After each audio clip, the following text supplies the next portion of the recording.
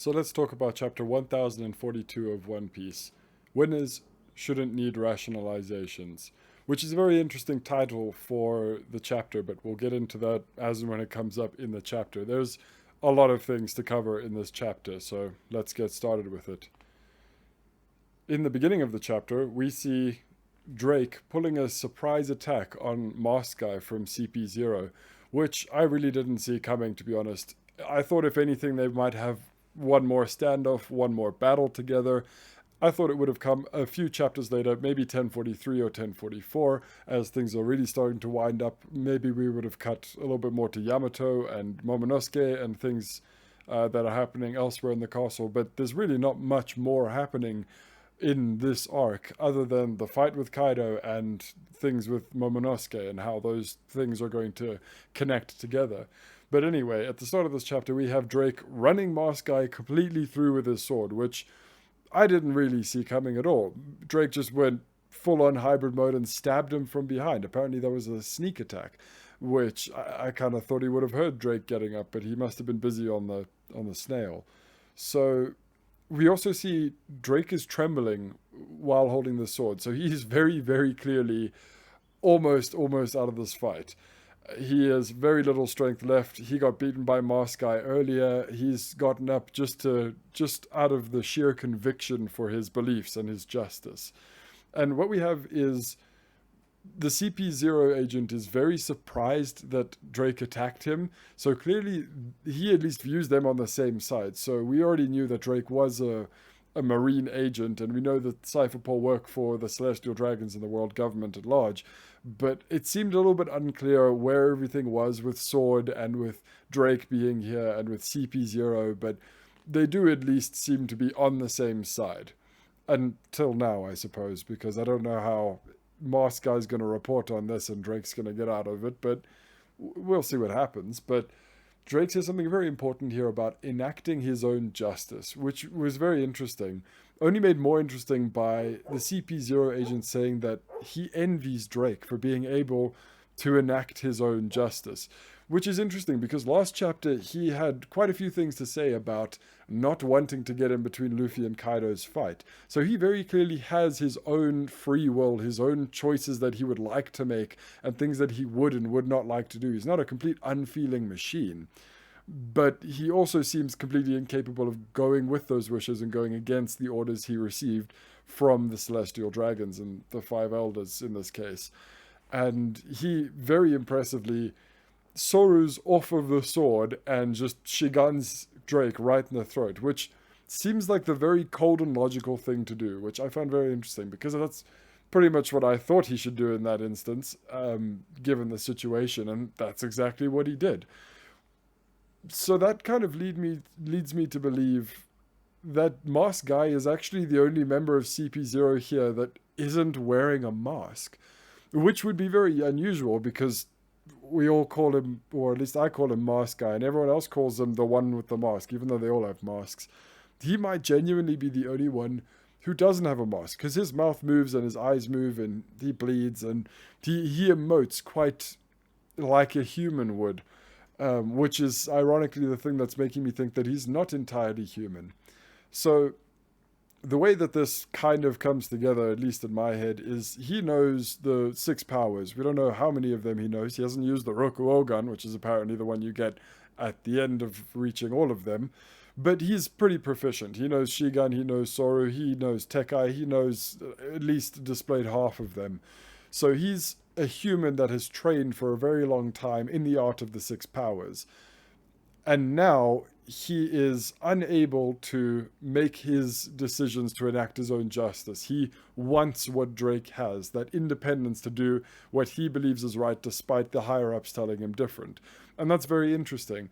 So I think that at some point, after he would have been training up and going through the Marines and going through all the channels that you usually would, he is now been augmented by the world government. He's been changed in some way after we've seen all of the things that happened with Kuma and the pacifistas and any other kind of experiments that the world government might have been doing. there's a good chance that he is partially a cyborg in very much the same way Frankie is, just for different reasons. And one of the things they may have changed about that is his ability to enact on these things, his ability to go with his own sense of justice when that contravenes the sense of justice given to him by the celestial dragons and, what CP0 has to follow. So I'm beginning to think that, although we didn't know him very well and he's about to die, I think that there's a very good chance that he is the only non-mask wearing member of CP0 present on the island. And he is, in fact, a cybernetic human or a modified human. Not to the same level that Sanji and all of his family are, but certainly not a full human, as far as I can tell now. It just seems very interesting the way that Oda has framed this. So I would have thought that him being run through the chest by a sword would have slowed him down somewhat. It kind of did a little bit. Not really. He doesn't seem that fazed by it. He was surprised. Sure, he got stabbed. That's pretty rough. But he pretty instantly, or at least pretty quickly, turned it around and Shigunned Drake in the throat, which is a rough way to go down. Sure, he's in his Allosaurus hybrid form, so he's a lot tougher, but yeah, that definitely looks like it hurt. He might have actually got shot twice now that I'm looking at it a little bit more clearly. And what we find out a bit later makes this very odd for me, because I would have thought Drake getting up and enacting his own justice would have had more of an impact on the story, would have at least held the mask guy off from what we had last chapter, which was him receiving the orders to go and eliminate Luffy. And my thought on that was Drake is going to get up and again support Luffy in whatever way he can, in this case taking down the weakened Cypherpole agent, so that Luffy will not be disturbed in his battle. Well, that didn't really work out, but we'll get back to that just now. So we are now looking at the people of the Flower Capital as Drake is kind of like falling down, presumably not dead, but I guess we'll see. And we are looking at the Flower Capital and the end of the Fire Festival where they're setting up all the lanterns. I kind of thought we did it before when we mentioned it, but they were just preparing to do that, and here they are sending off the messages. So what is very interesting about this is they're sending off their messages, most of which are related to, if not exactly, Kaido being taken down, Orochi being taken down, that whole situation being resolved, and the people being able to eat again. The exact same thing that Luffy is fighting for is what most of these people are going to be wishing for and sending their lanterns up. Now, how this could really start affecting the story could go in a lot of different ways. Either it's just going to be a very dramatic, very possibly poetic thing about the lanterns rising and the people's hope going up as Luffy, well, he's dropping right now, but as Luffy gets back up and decides to use whatever he's going to use that's going to win the fight, or figures out whatever it's going to be to win the fight. Possibly this specific balloon that we see here is going to fly up, and he's going to be reminded of the wishes of all the people that he's tried to help, of Tama and of Otoko, and I don't really know who else he's interacted with entirely, but either the lanterns are going to play a very poetic role, or they're going to have some kind of physical importance to the story. The fact that they're flying up there, the fact that somebody's going to see them, something is going to happen there. This seems very strangely placed. It could also go the same way that we had in the last chapter with the Elder Stars handing down the edict or the orders to eliminate Straw Hat Luffy immediately. And that seems like, oh, it looks like we're setting things up for later. It could very well be something that we're doing this chapter to set up for the important thing that happens in the next chapter, which at this point could very well be Kaido being brought down. We are very, very close to that. With what we have in this chapter, it seems a little bit strange, a little bit unusual, and something else big is going to happen to come around from that. But we are fewer than 5 chapters away from the Emperor being taken down completely, I would think. Maybe even we're aiming for 1045 because it's a nice rounded off 5 number, and I'm sure my OCD and Oda's OCD are somewhat similar in that regard, and he's going for the 5. But we will see. So now we're cutting back to the Luffy and Kaido fight, and that's where we are for the rest of the chapter, and quite a bit happens here, but when I was first reading it, it flew by so quickly. I was amazed that I was already at the end of the chapter. But we come back to Kaido being destroyed by this new technique that Luffy is using. He is just way too slow to be keeping up with Luffy, which we saw at the end of the last chapter, actually. He did have that small little panel saying something along the lines of, I can't even see where these are coming from, which was very interesting. It really shows that this technique that Luffy is using is a very, very high tier technique, where not even Kaido in his hybrid form, granted he's drunk, is able to fully keep up with these and dodge these until something else occurs. So Luffy's hitting him from all sides. He is exhausting himself, just launching another after another after another punch and landing all of them on Kaido until Kaido brings up his, what was it called? Hasaikai, the 8 paths. Brings up his Kanabo and blocks the attack. And then it doesn't matter, he's still getting blasted from the side, the same way that Katakuri was, which is very satisfying to see. Another interesting thing that we get here is Kaido exclaiming that he's in pain.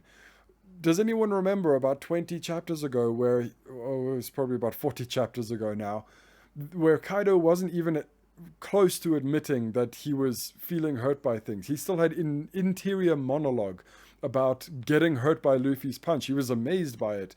And after that, Luffy had the whole, well, why are you trying to dodge? Is it because it would hurt? And Kaido took that to heart. And here he is just getting blasted from all sides. He's very confused as to why these fists keep coming at different angles. He's just exclaiming that it hurts. Rubber shouldn't be able to do this, which is another very interesting point for Kaido to bring up. But we'll leave that aside for now. It took a very long time to even hurt Kaido, to even understand how to hurt Kaido. And now we're at the point where Luffy's just using a technique that is openly making him cry out, which is huge. We've really reached a very different point of this story. So Kaido resorts to something I honestly never thought he would. But he's just getting hurt by these so much that he exclaims to Luffy again, stop, this hurts, I told you to stop it. Which I didn't really think that we'd get. But even less so than that did I think that we would have Kaido attempting to flirt with Luffy to get him to stop hitting him. That's the kind of thing that even the wildest theories out there, even if I did hear that, I never would have taken that into account. But there it is, it's Oda, and he wants to keep drawing funny panels with his characters, especially these very serious and stoic ones, and very intense and very fearful characters that we get.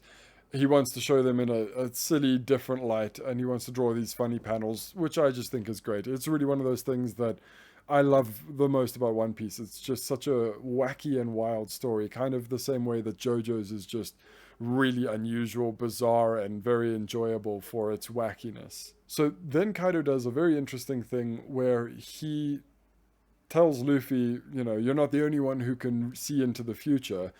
And he begins using Future Sight to dodge Luffy's attacks. Now, the way that he does this is very unusual, because he dodges and he says, I'll take a page out of your book, and he goes into his thieving drunk phase, right? And the way that he does this is very strange, because if he had Future Sight, surely he should have used it before in the fight. He wouldn't have been blasted the way he is by this technique if he was using Future Sight. The fight up until now would have been a lot easier as well if he was just using Future Sight to block it. And there's really two main ways that I can kind of see about this. The first one being that the kind of guy Kaido is, even if he did have Future Sight before, he wouldn't probably want to use it. It's very outside of his spec. It's very outside of the usual thing that he wants to do, right? He is a tank who does a lot of damage. He can just take most hits because most things aren't even going to phase him, and then he's just going to Thunderbug them in the face. That's just what Kaido does.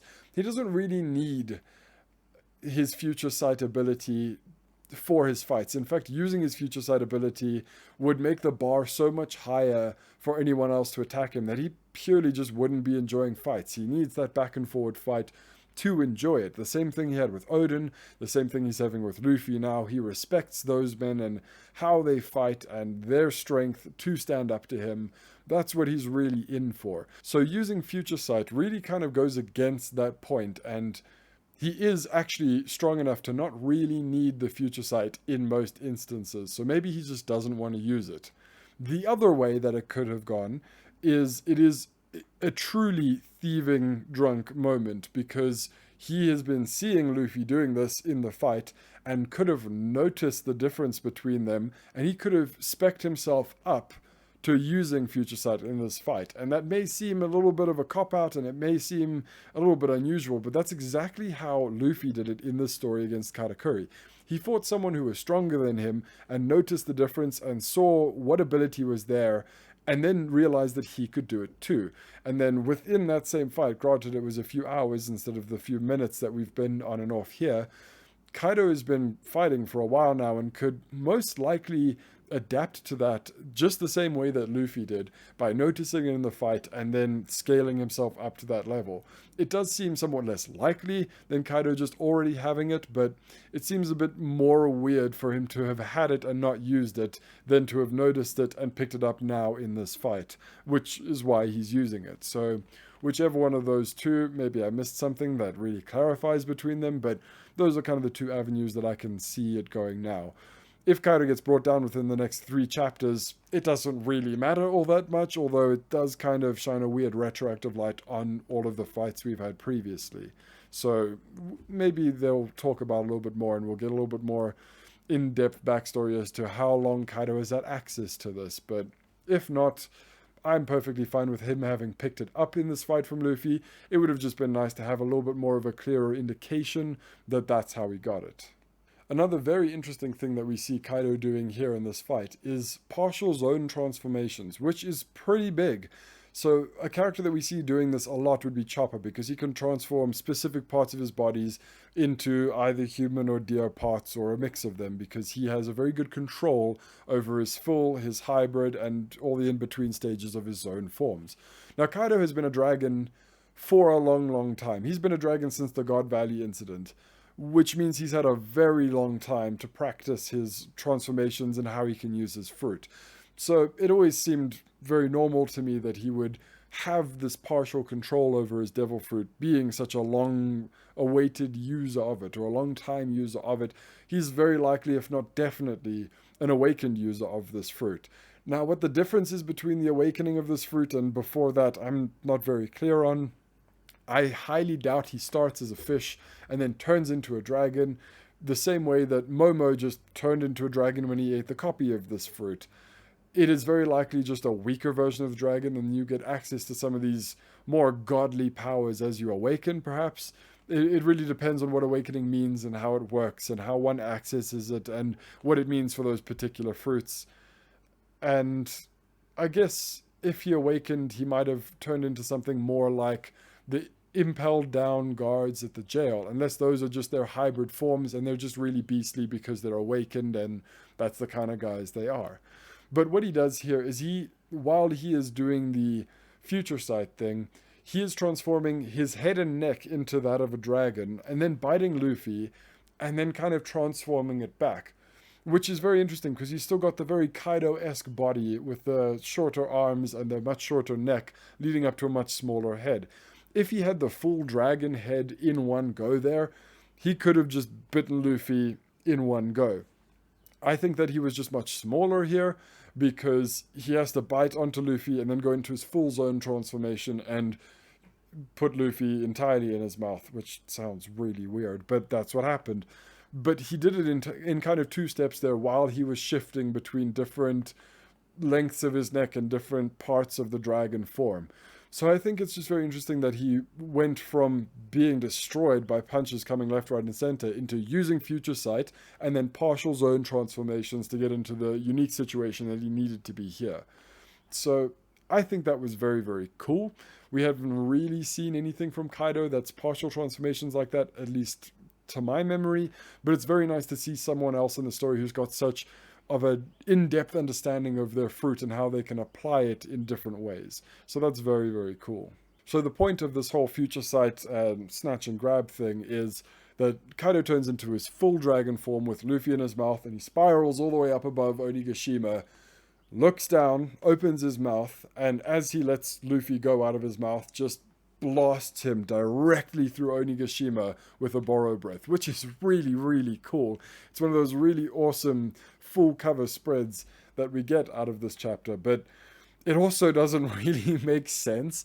Kaido was lamenting how he couldn't even protect his castle earlier, but I guess now that he's going into this weirder drunk state, this different drunk state, he's perfectly okay with just blasting straight through his castle. No problem with destroying it. I mean, hey, it's going to have to be rebuilt anyway. Why not get in on some of the fun yourself? But regardless of how cool it is pretty effectual for the fight. It might have been better just to blast him straight into the side of Onigashima or straight off into the distance. I don't really know. Maybe Kaido just wanted it for the aesthetics as well, but here we are. One of the things I mentioned in my last chapter review is that this hole all the way through Onigashima, which might have affected the fight, which it kind of did, might also just be the hole that we use for throwing our Emperors of the Sea down into. I kind of am more in support of the idea of Luffy blasting him straight off into the Flower Capital, where he'll probably meet up with King and Queen. Probably not Jack, because Jack has already passed out in Onigashima already. But I kind of had the idea that the big hole is just going to be what we're throwing all of the Emperors down into, which technically was correct because another emperor did get thrown down the hole. It was just Luffy instead of Kaido. So maybe we're going to knock Kaido straight through here after the island has gone entirely over the Flower Capital for the trifecta of all three present Yonko or emperors, I guess, to be thrown down the hole. But it was quite cool that Oda did use it again, just not in a way that I expected, which is what I've come to expect from Oda. This Borrow Breath also does blast through the live stage, probably throwing what looks like Kid and Law completely out of the way. Yamato has to dodge this giant thing. Hopefully it didn't hit any of the bombs. Even Momonosuke notices this huge sky beam just destroying the island behind him, which is very cool. So it looks like while Luffy is taking the brunt of this attack, and he went all the way from the mouth, the origin of this Borrow Breath, straight through Onigashima and out the bottom, he took probably a considerable amount of damage from this.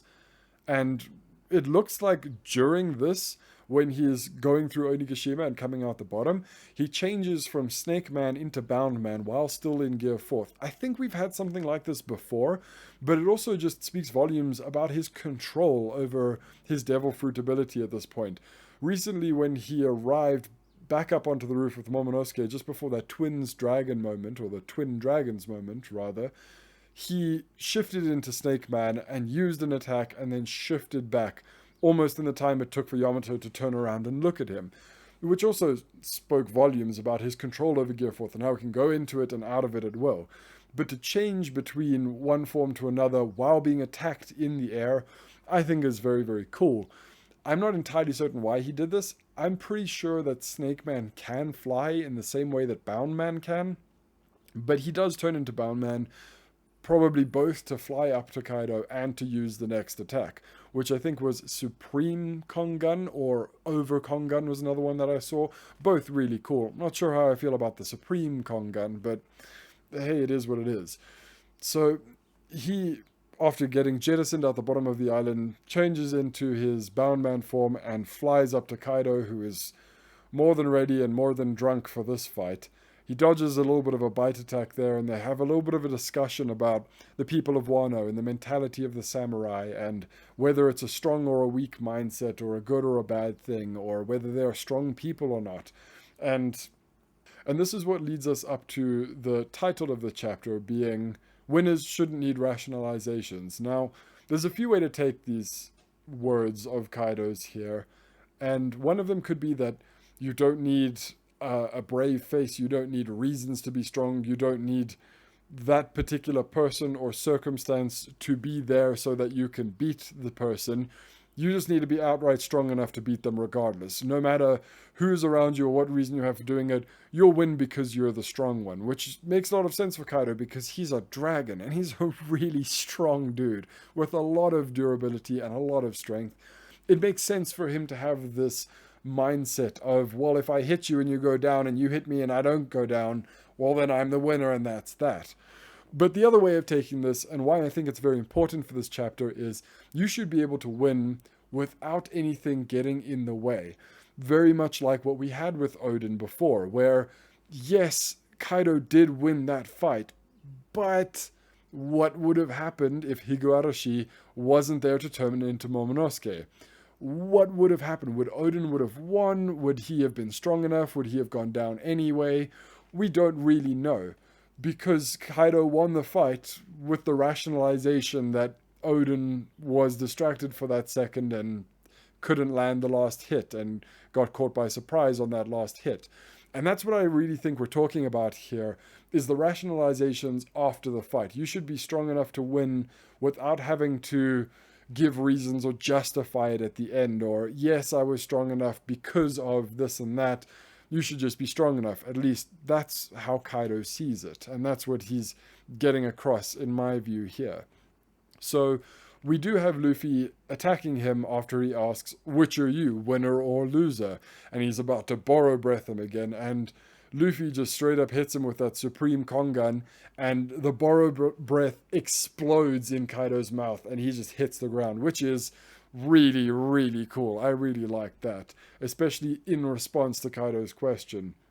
But Kaido wastes no time, and he is right back into his hybrid form and is now using his upgraded form of his most basic or standard or used attack in this fight, being the roaring Thunder Bagua, which is assumedly a lot stronger. I don't really know how it could be much stronger, because the Thunder Baguas he's been using up until now, he's been using Advanced Conqueror's Haki and all that kind of thing on it, so I don't really know what the difference is here, but it's supposed to be stronger, so it's probably stronger.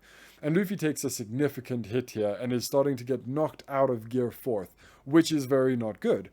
And I didn't really think about doing this before, but he just blocks his mouth up and doesn't let all that air, steam, whatever it really is, escape from his body, because we know that if it escapes, he'll lose power. That also might be a very interesting thing, like the rubber shouldn't be able to do this thing that Kaido brought up early in the chapter.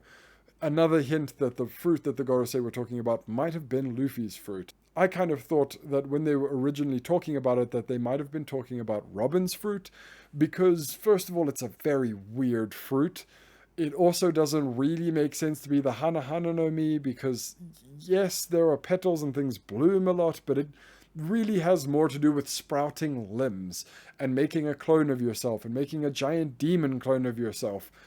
And that doesn't really sound like flowers at all to me. Maybe I'm, no botanist or anything like that, but that seems like a really strangely named devil fruit with a really strong ability that has now probably awakened, given that Robin is using it in a very particularly different way now. So it seems a little bit weird. Oda seemed to be misleading us, talking about Zunisha and Robin and Luffy and all these different things at that time. And it's a little bit unclear, very unclear about what's actually going on here. But with these kind of hints that we've got from Kaido, and here with Luffy re-explaining his ability, as well as using a really top-tier ability of his Devil Fruit and really starting to get mastery of it, it really makes a lot more sense that it would be Luffy, particularly because Oda is very, very fond of retroactively changing how we view things to add deeper meaning later. And what bigger thing that could there be to change other than the Gomu Gomu no Mi, which is kind of, there was a whole rap about it and everything. It's very, very important to the story that he's made of rubber, and we've said it how many times, and it's been an important piece of dialogue that you can't knock me down because I'm made of rubber. And for that to not be rubber in the end would be such a mind-blowing kind of thing that I think it's very likely from Oda, but it might be a little bit too foreshadowed at this point.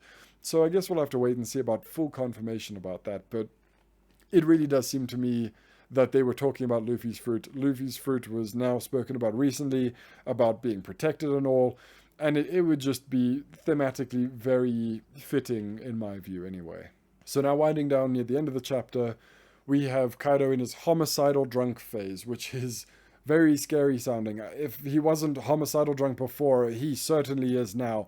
He's got that look in his eyes and the face of one of those Goombas from the Super Mario Brothers movie. If any of you were unfortunate enough to see that in any capacity, that's pretty much what it looks like again. And he has a couple times when he's using really strong techniques during this fight. Maybe that's just him looking more like a fish, more like an Azure Dragon. I don't know, he looks kind of weird either way, but Luffy is now ready for his one more shot. The classic shonen protagonist thing of, if I don't make it in this hit, then I'm done, I'm spent, I'm all out of attacks and I'll just lose the fight. Which is obviously the point where the shonen protagonist always wins the fight. It also seems very interesting that Kaido is panting away during this fight. it really does seem like he's very strong, like he's got a lot more stamina left. But he's very consistently breathing very heavily, and he's very clearly taxed by this fight. I'm not sure how much more fight Kaido's got in him. I think this goading that he's got going on here is less out of a final clash and more out of thinking that Luffy is finally at the point where he is able to actually attack him.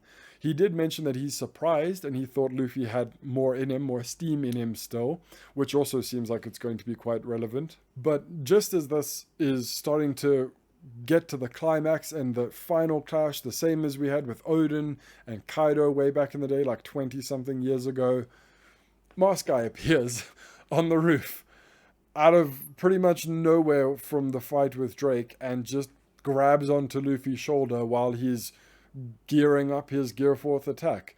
And he yells, Tekai, like he's preparing an attack or preparing his defense. I'm not really sure what he's doing here. And he just for a moment distracts Luffy, gets Luffy to look over his shoulder, like he knew what Kaido's trigger was. And Kaido notices this, which is, it's great that Kaido notices this, because I don't think he noticed Higurashi in time before. And he flashes back, a very, very brief flashback to the fight with Odin and that momentary distraction that Higurashi caused in the fight with Odin, for Odin to turn around and be just slightly distracted enough to get hit in the back of the head by the Thunder Bagua. And the CP agent Mask Guy backs off just in time and Luffy gets annihilated by this roaring Thunder Bagua, which does not look good. Looks only slightly better than Kaido's reaction to it, because he knows what has just occurred. He knows that the exact same thing that has happened before in the past is happening again now. As soon as he finds a man that he deems respectable and worthy enough to fight in this one-on-one, full-on manly brawl, gets distracted right at the critical moment and is currently going down at the end of the chapter.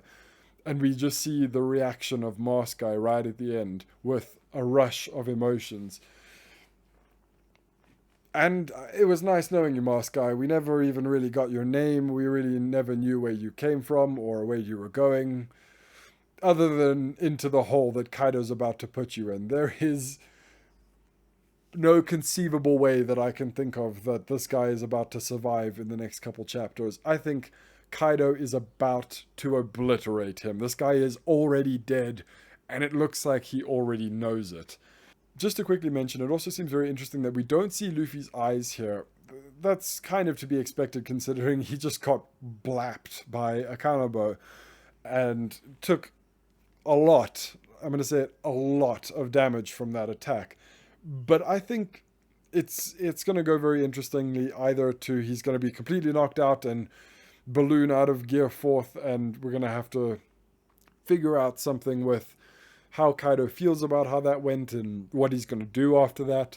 Or he could literally bounce back because he's made of rubber, even though he might not be, and get up and go into another attack. Probably not Gear 4th, as we've now pretty well established that that was his last Gear 4th. He's right at the end of it. He was already about to go out of it. He's pretty much out of Gear 4th entirely, it seems. But also the way that he said it was very interesting. He said that it's his last Gear 4th, and there was that whole thing about Gear 5th possibly being written on the side of Luffy's face.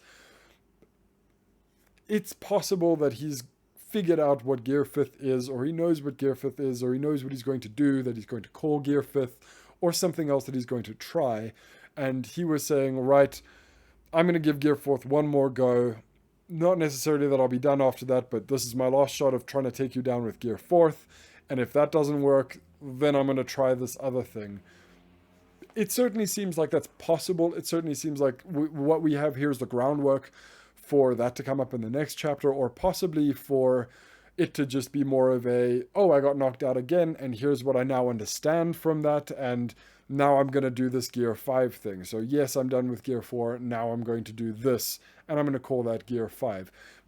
It's also possible, I heard a few discussions about and read a couple things about the, what was it called back before? The rubber world, Luffy's Gomu world, being his awakening, where his ability starts to affect other things around him, which makes a lot of sense because his fruit is a very unusual one in that it turned him specifically into this other substance that we've been calling rubber. I'm just going to keep calling it rubber until we know otherwise. So it turned him into rubber, but permanently. It's not like he is a normal guy that can make his arm into rubber to do these things. He is just always in this rubberized state. He is always in his full transformation, which is unusual for a fruit. Yeah, it's not a Logia, which you would, have a physical form and then turn into fire. But I guess it just seems a little bit weird that he can't go into a normal state. He's always in this stretchy state. I'm pretty sure that Mr. Five is kind of made of steel, so that's kind of one of the ones like a Paramecia turns you into the thing, but he can also form blades on his arms. Whereas Luffy can't touch a thing and make it into rubber, and he can't make himself normal again. He's just always stretchy, which seems a bit weird. So it also seems quite natural for the continuation of that to be to turn other things into rubber. And where I'm going with this is he might have turned the Kanabo into rubber already, or he might be turning the things around him into rubber in a particular range or area, so that when he takes this, it'll still do a brutal amount of damage, but he won't be completely out of the fight. He will bounce back from it in more ways than one. So it's entirely possible that something like that is now activated, and his awakening has already taken effect, and him using it is going to be how he bounces back from this. Or we're going to go more of a strange and unusual route about it, where Kaido and how he feels about this last interaction with the CP agent interrupting him is going to make him not finish off the fight. He's not going to kill Luffy right there. He's going to either want the match to continue, or he's going to do a katakuri and he's going to bonk himself on the head or something like that. At this stage, drunk Kaido really can surprise us in a number of ways. But there are really a lot of open-ended things here, a lot of small little bits of information that might lead to much bigger things, or things that we've discussed before, or things that we've theorized before. There really is a lot in this chapter, and it was a really fantastic chapter. I don't think there's anything massive to predict in the coming chapters that we can accurately state. There might be one or two more things we need to wrap up. We need to see how this connects to Zunisha, how it connects to Momo, what part Momo really has to play in all of this, how Luffy's going to come back and beat the Emperor, because this may be a little bit of a contradictory opinion or a little bit of a hot take these days, but I really don't see any way the raid could fail. I never really put a lot of stock into that one. It would have been an interesting idea. I know that Joy Boy Theories talks about Ghost Piece and the raid failing in a lot of senses, in that it could help our characters develop and it could help add a lot of things to our story, which I'm all for that. It really just doesn't seem like that's where we're going, though, particularly because of all the prophecy and the one-on-one thing with Kaido, and Luffy now being here and ready and stating so many times that he's going to blast him away and that he has to blast him away, otherwise the country will continue to starve. I really think that this is going to be where Kaido gets taken down, particularly because we've seen all of his beast pirates get taken down up till now, and his commanders, as well as Big Mom getting taken down, who's the one who he's allied with. So it would be very unusual for the raid to fail at this point, and for Kaido to be the last one standing and to just kind of carry on his way and his mission and kill all the people in the Flower Capital, because we are very close to that as well. With the lanterns coming up and the defeat of Kaido imminent, we're really starting to reach that point where the arc is going to wrap up, or this part of the arc is going to wrap up, and maybe we'll finally get the end of Act 3 of Wano. Maybe we'll have another 2 acts of Wano. That would seem a little bit weird. It seems like we only really need 1 or 2 more things. Well, I guess we need to see what's going to happen with all the enemies, what's going to happen with the future of Wano, and then the end bit will be closing off, visiting Ryuma's grave, things like that, and then leaving for the next adventure. There's just a lot of things to tie up in a very neat little bow in a very short amount of time here. So it's going to be very interesting where we go from here and what we're going to be doing from here. But I'm very excited to see it. I do think that Kaido's going to be going down soon. It's looking very likely that we're going to get some kind of Gear 5th, some kind of reveal. I'm not really sure who can swoop in here and give Luffy a little bit more time. Maybe Drake is going to show up and stall him again. Maybe Kaido's just going to completely annihilate this mask guy all of a sudden. Maybe he was never a mask guy to begin with. Maybe he's the only one who isn't wearing a mask. So there's a lot of things that happen in this chapter, a lot of new things that kind of reshape things that I already thought and that we already thought from the previous chapters, and the kind of flow that we've been going with. Certainly some curveballs there, certainly some questions being left a little bit open, but I don't really think that we've got anything too solid to predict what's going to happen in the next chapter or so. We can talk about bigger concepts like Kaido being taken down, the island possibly dropping, things like that, but nothing too definitive like we saw in this chapter with Drake and how he reacted to things, and Moss Guy and how he actually followed through with that. So I think we're just going to have to wait a couple more days until the next chapter, because there is no break this week. Oda's working real hard, which makes me think that we are really starting to ramp up to the climax here, as we've had on the cover of the shonens for the last couple of weeks. But that's kind of everything I wanted to talk about for this chapter, and I will see you at chapter 1043. Cheers.